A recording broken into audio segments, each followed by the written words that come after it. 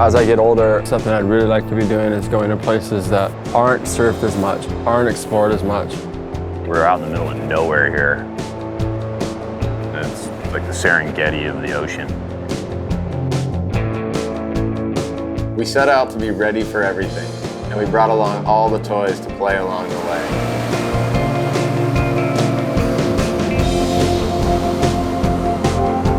It really made this trip a huge success because we were ready for everything. I'd say we completely nailed it with this one and utilized the most out of the conditions every single day we were there. When I got invited to this trip to go visit some Pacific islands I hadn't been to, where you have to take an airplane to a small island, get on a boat and travel 10, 12 hours to another small island. You don't know what to expect, but you know you're far enough away from the masses that you're gonna find uncrowded waves, incredible diving, incredible kiting, people that probably haven't seen a lot of things that you're doing. When we first made the turn into the bay and nobody's out and really perfect barreling right. Everybody's messing with their kites, getting ready to go. I'm like straight out there by myself. It's had one of the best sessions I've had in years.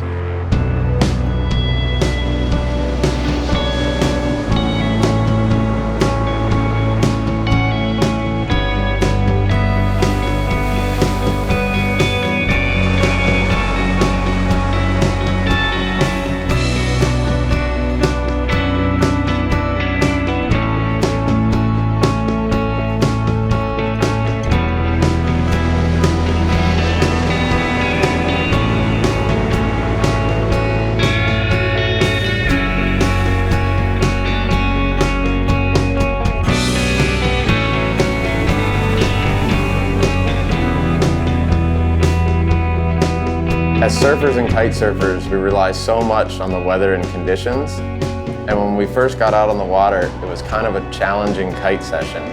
The wind was a little too offshore and blocked by the land, and things weren't quite lining up. So we got back on the boat, and as the tide started to change and things started to turn around, the swell started filling in more and more, the sets were coming in bigger and bigger, and in a few minutes it just really turned on, and we ended up probably having the best kite surfing session of the entire trip.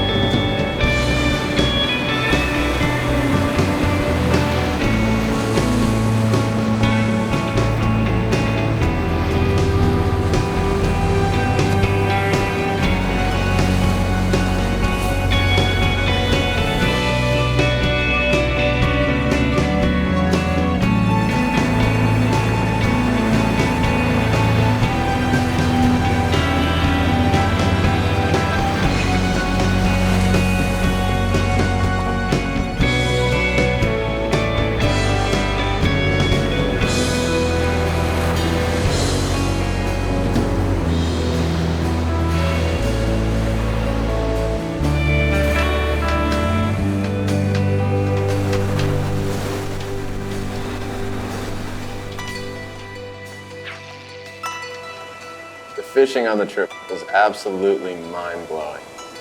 There's fish everywhere. It's incredible. There's onos, there's dogtooth tunas way deep, and sharks everywhere. This big ono swam right up to me and I got a really good shot. As soon as he shoots it, a bunch of sharks come in and I see what's happening, so I swim over. Kohl came up and got my backup shot. Then the sharks kind of came on, and the sharks just come in and start attacking the fish, and Hank just went totally AWOL and started punching the shark. Then they left and we pulled the fish onto the boat and had an amazing dinner.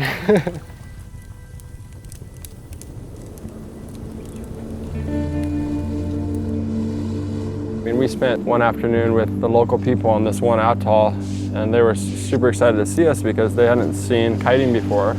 We brought them some fish that we speared, and we asked them permission to surf their islands. You go to these places and you can't just show up and exploit it. You gotta be culturally involved as you can. That gesture, that goes a long way.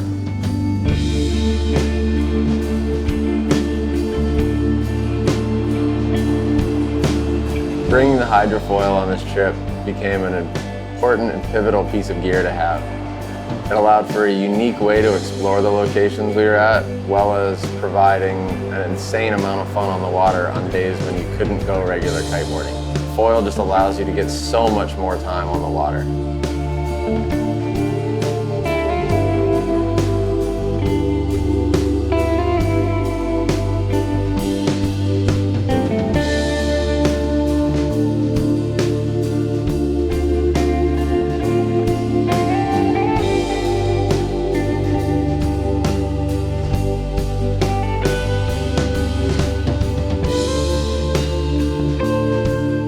Probably the most beautiful place I've ever been to, and I've never seen water this clear in my life.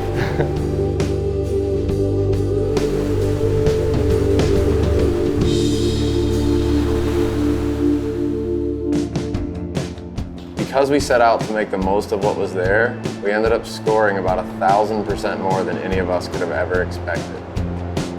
We surfed amazing waves with uncrowded lineups. We got to kite in dream setups that were things like you might sketch in your notebook when you were a kid in school.